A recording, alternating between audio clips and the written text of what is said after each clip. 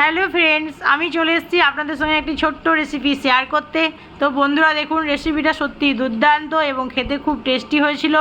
তো আপনারা চাইলে এরকম বানিয়ে খেতে পারেন।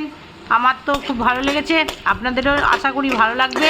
তো দেখুন, পুঁই শাক আর কুমড়ো কেটে নিয়েছি, আর এদিকে তেল গরম করে তেলের মধ্যে গোটা রসুন আর শুকনো লঙ্কা ফোড়ন দিয়ে দিয়েছি। আর এদিকে ভেজে রেখেছি মাছের মাথা, কাতলা মাছের মাথা ভেজে রেখেছি। কাতলা মাছ এমনিতেই খুব টেস্ট, কাতলা মাছের মাথা তো দুর্দান্ত টেস্ট, প্রত্যেক মানুষই জানে যারাই মাছ খায়। তো যাই হোক, কাতলা মাছের মাথা ভেজে রেখেছি। এদিকে রসুন আর শুকনো লঙ্কা ভেজে নিচ্ছি ভালো করে। রসুনগুলো লাল লাল করে ভাজা হয়ে গেলে এর মধ্যে পুঁই শাক আর কুমড়োগুলো দিয়ে দিলাম। দিয়ে ভালোভাবে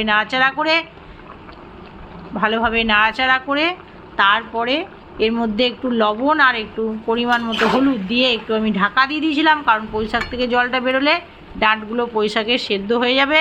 কুমড়ো তো নরম জিনিস, এমনিতেই সেদ্ধ হয়ে যাবে। তো আমি বাইরে থেকে কোনো জল অ্যাড করবো না তরকারিতে, সেই জন্য আমি এটাকে ঢাকা দিয়ে একটু জল বার হতে দিয়েছিলাম। তারপরে নাড়াচাড়া করে একটু সবজি মশলা মিক্স মশলা দিয়েছিলাম। দেওয়ার পরে নাড়াচাড়া করে ঢাকা দিয়ে দিয়েছিলাম। তারপরে জলটা পুরো বেরিয়ে গেল এবং দেখলাম ডাঁটা এবং কুমড়ো সেদ্ধ হয়ে গেছে। তারপরে যখনই সেদ্ধ হয়ে গেছে তখনই আমি গ্যাসের ফ্লেমটা বাড়িয়ে দিয়ে ভালোভাবে জলটা মেরে দিলাম। নাড়াচাড়া করতে করতে জলটা মরে গেল এবং তরকারিটা যেই শুকনো শুকনো হয়ে গেল নামিয়ে নিলাম। তো বন্ধুরা দেখতে পাচ্ছেন কেমন হয়েছে, আপনারা জানাবেন কমেন্টসে।